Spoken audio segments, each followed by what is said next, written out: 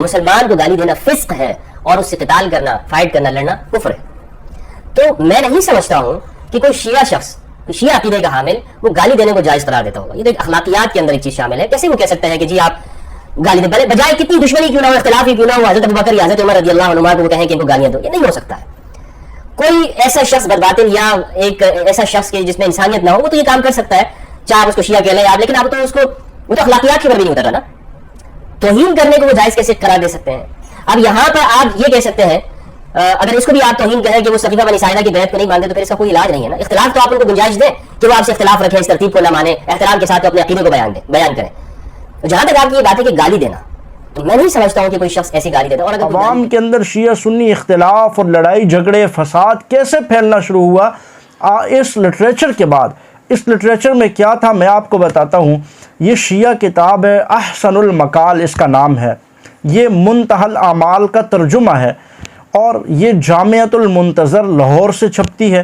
وہاں سے یہ شائع ہوتی ہے. اور اس میں امام مہدی کی خصوصیات کو لکھا جاتا ہے کہ وہ صفحہ نمبر 339 پر امام مہدی کی خصوصیات لکھتے ہیں کہ جو امام مہدی قرب قیامت آئیں گے ان کی خصوصیات کیا ہوں گی. اب وہ لکھتے ہوئے صفحہ نمبر 339 پر وہ احسن المقال نامی کتاب کے اندر وہ لکھتے ہیں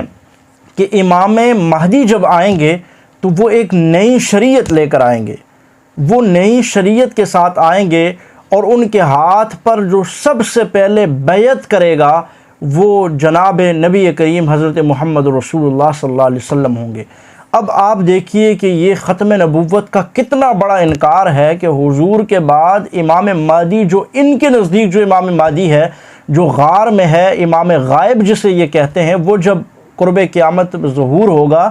تو وہ اپنی کتاب لے کر آئے گا، اپنی شریعت نہیں لے کر آئے گا، اور اس کے ہاتھ پر سب سے پہلے بیعت کرنے والے جناب محمد رسول اللہ صلی اللہ علیہ وسلم ہوں گے. تو اس طرح کی چیزیں جب آئیں گی تو آپ بتائیں کہ مسلمانوں کے دلوں میں نفرت آئے گی یا نہیں، آگ ایک بڑھے گی یا نہیں، فساد پھیلے گا یا نہیں پھیلے گا؟ یہ میں آپ سے پوچھتا ہوں. پھر اسی امام مہدی کی خصوصیات بیان کرتے ہوئے جو یہ کہتے ہیں کہ قرب قیامت وہ امام غائب جو وہ غار میں چھپا بیٹھا ہے، قرآن ہمارا لے کر، ہماری شریعت لے کر، وہ ساری اس کے پاس ہے، جب وہ ظہور ہوگا اس کا تو اس کی خصوصیات میں سے ایک خصوصیت یہ ہے کہ کوئی بھی نوجوان جو 20 سال کا نوجوان ہوگا، جو دین نہیں پڑھا ہوا ہوگا، اسے امام مہدی قتل کرنے کا حکم دیں گے، اس لیے کہ وہ دین سے دور ہے. اب اسی امام مہدی کی اگلی خصوصیت بیان کرتے ہیں کہ وہ امام مہدی جتنی بھی مینار والی مسجدیں ہیں وہ ساری مینار کی مسجدیں گرا دے گا، کیونکہ یہ غلط طرز پر بنی ہوئی ہیں. اب یہ تصور پیدا کیا جا رہا ہے اور یہ سنیوں میں پیار بڑھایا جا رہا ہے مسلمانوں میں، یا نفرت اور آگ کو گھولا جا رہا ہے. ان کا بہت بڑا مجتہد، مشہور زمانہ مجتہد ملا باقر مجلسی اپنی کتاب حق الیقین میں یہ بات لکھتا ہے کہ سب سے پہلے امام مہدی کے ہاتھ پر جو شخصیت بیعت کرے گی وہ جناب محمد رسول اللہ ہوں گے. پھر وہ اگلی بات اس کی خصوصیات بیان کرتے ہوئے امام غائب، وہ جو غار میں گسا چھپا بیٹھا ہے، اس امام مہدی جو ان کے تصور میں جو امام مہدی ہے اس کی خصوصیت بیان کرتے ہوئے یہ اپنی کتاب میں ملا باقر مجلسی ان کا مجتہد یہ لکھتا ہے کہ امام مہدی سب سے پہلے یہ کام کریں گے کہ وہ عائشہ صدیقہ رضی اللہ تعالیٰ عنہا ام المؤمنین حضور کی زوجہ مطہرہ، ان کی قبر کو کھودیں گے اور کھود کر جسد عائشہ کو نکال کر اس کے اوپر کوڑے برسائیں گے. تو بتائیے کہ اب اس سے مسلمانوں کے اندر فساد پھیلے گا ایسے لٹریچر سے، یا محبت اور پیار عام ہوگا؟ آپ بتائیے. پھر یہی ملا باقر مجلسی جو ان کا بہت بڑا مشہور زمانہ مجتہد ہے، وہ اپنی کتاب حق الیقین میں لکھتا ہے کہ سیدنا، وہ ایک کہانی لکھتا ہے کہ سیدنا علی المرتضیٰ اور شیطان کا آپس میں جو ہے ان کی ملاقات ہوتی ہے. اب جب ملاقات ہوئی تو سیدنا علی المرتضیٰ رضی اللہ تعالیٰ نے فرمایا کہ تو بہت بڑا بے ایمان اور بدبخت ہے. شیطان سے کہا کہ تو نے اللہ کی نافرمانی کی جس کی وجہ سے تجھے زمین جو ہے وہ دھتکار دیا گیا، مردود کر دیا گیا. اس نے کہا کہ یہ آپ کو مغالطہ ہوا ہے. شیطان آگے سے یہ کہتا ہے یہ حق الیقین میں ملا باقر مجلسی لکھتا ہے کہ شیطان نے کہا کہ اے علی المرتضیٰ آپ کو مغالطہ ہوا ہے، اور یہی مغالطہ مجھے بھی ہوا تھا، اور میں نے اپنے رب سے کہا تھا کہ اللہ اس کائنات میں ہی سب سے بڑا بدبخت اور ملعون ہوں۔ تو رب کائنات نے فرمایا کہ شیطان تجھے یہ مغالطہ ہوا ہے، جا تجھے فرشتوں کے ساتھ جا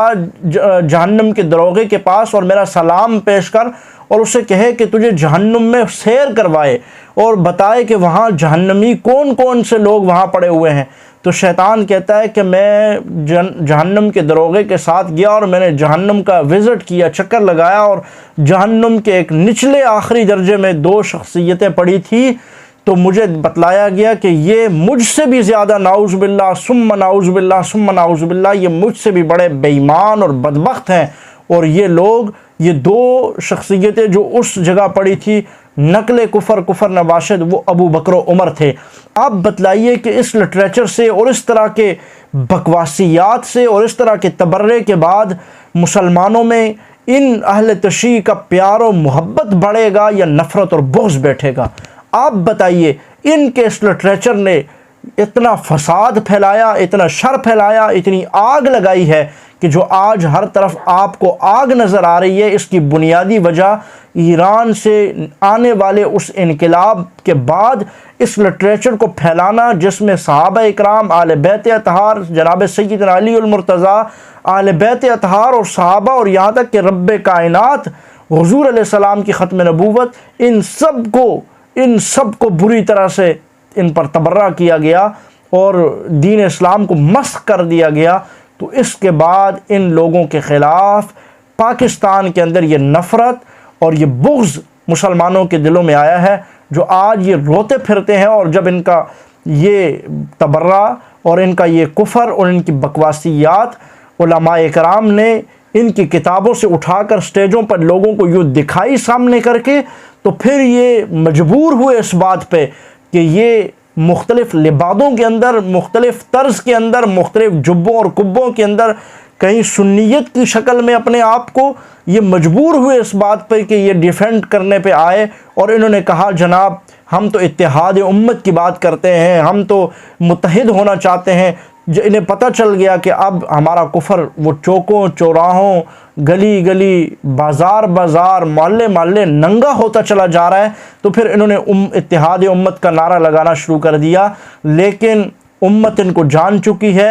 امت ان کو پہچان چکی ہے، یہ وہی لوگ ہیں، اپنی کتابوں کے اندر انہوں نے تبرہ کس انداز میں کیا ہے۔ آج کوئی